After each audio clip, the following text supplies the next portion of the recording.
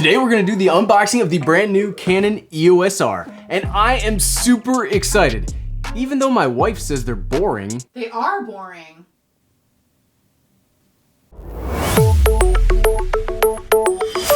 So as you probably saw in the description, I'm not normally a Canon guy. In fact, I'm a Sony guy. I've got two Sony cameras filming me right now. I've got the A7 III overwatching right here in the background, making sure we don't do anything crazy.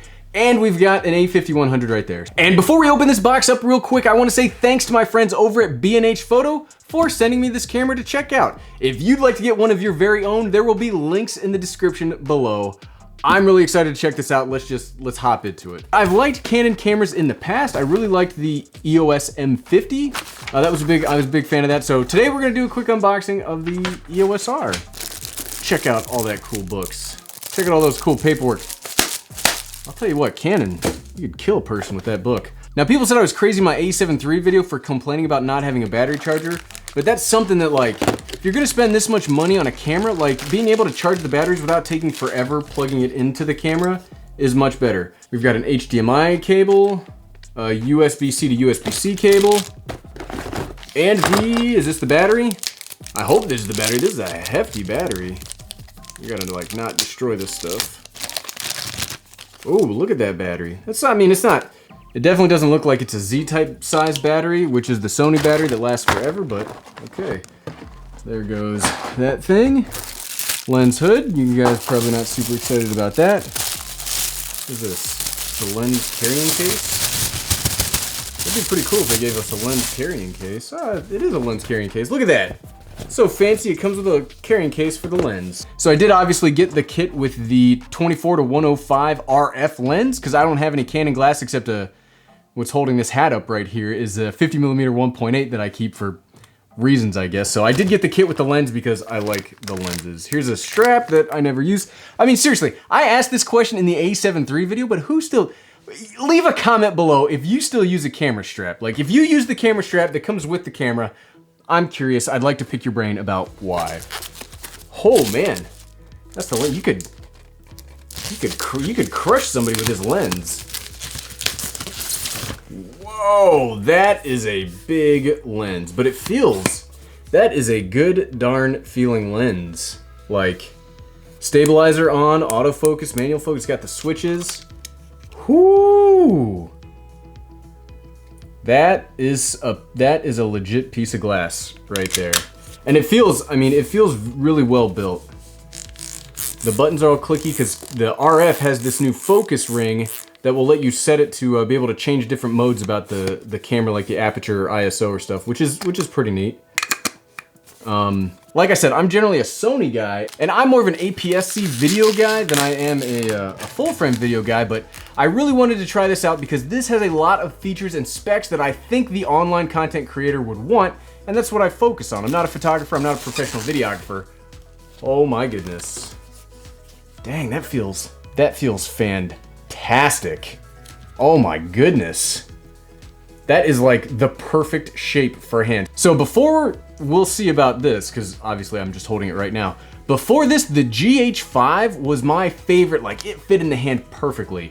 And this rivals the GH5 for how good it feels in the hand. Like, oh man, feels solid. But here's the important part, the flippy screen. The only full frame mirrorless camera with a flippy screen. People are like, why do you YouTubers like the flippy screen? Well, like, look, for right now, I'm currently filming on an A6500 with a monitor, a battery, all sorts of crap. If it just had a flip screen and I could check my exposure, focus, and framing from the screen, it's 1,000 times better. 1,000 times better.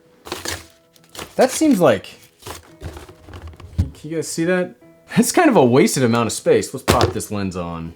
So something that's different about the Canon EOS R as opposed to the Sony A7 is that you can see right here, the sensor is covered when it's not in use, which I really like because as somebody, no kidding, like 5 seconds ago, put on one of my A7 videos, there's a lot of dust in that sensor because it's not protected. Once you take the lens off, you take the body cap off, it's open to the elements. But that is, okay, that is a huge honking like filming thing. Like, look at that. You don't hold the camera, you hold the lens. That is, now we're gonna do some videos about this. This is just like a quick unboxing to see how it is. We're also going to pop in the battery and we're gonna do some quick filming just to see how the footage looks out of it. Hopefully, there will be some battery already in here. I think that's the on button. Okay, well the battery's dead, so let's hold for a minute. We'll charge the battery a little bit, then we'll swap out and see how it looks. Okay, so for you, it's just gonna be an instant. For me, it's gonna be who knows how long. Okay. You know what, while we wait for the battery, let's check out the physical aspects of this camera while we're here for a second. All the buttons feel really good. You can probably hear that right there. This definitely feels like a high quality camera. It's got the mini HDMI, not the micro HDMI. It's got USB-C.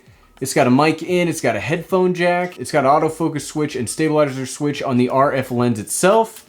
One of the big negatives is it does only have the one SD card slot.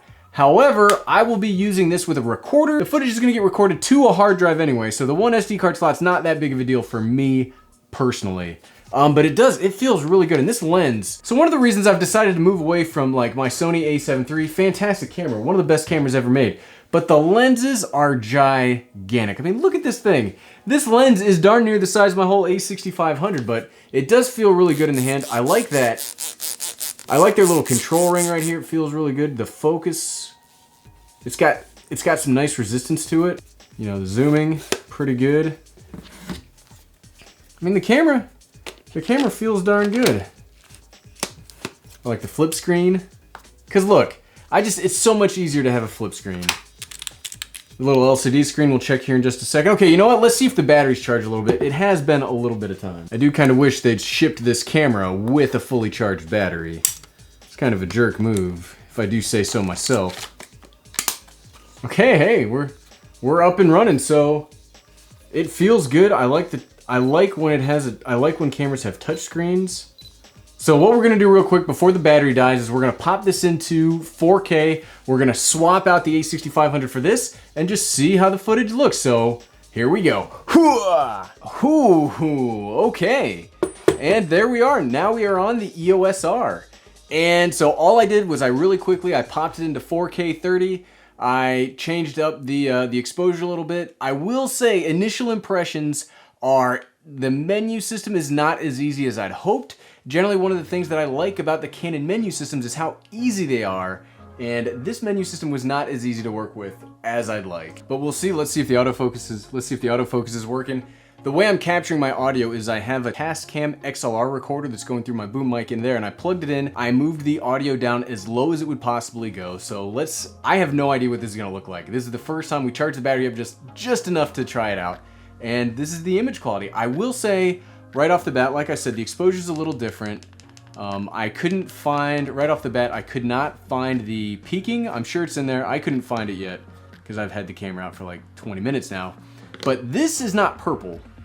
This is blue. You saw it earlier. This is a different color, so I don't know what's going on with the color in the camera. I have this on the standard picture profile, so all that I can see now on the flip screen is that does not seem natural. But we'll figure it out. You know, let me know what you guys want to see out of the cameras. We make videos over the next couple weeks about it. I am very excited about it. I know this is a very, very divisive camera, but for my intended purposes, I think this could turn into a great, like a mini cinema camera kind of thing, and I know I'm gonna catch a whole lot of crap for saying that.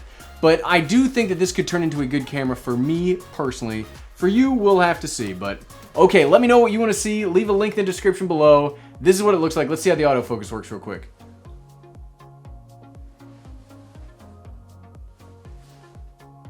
Hopefully that was all in focus. Okay, everybody, hey, thanks for watching. I will see you next time.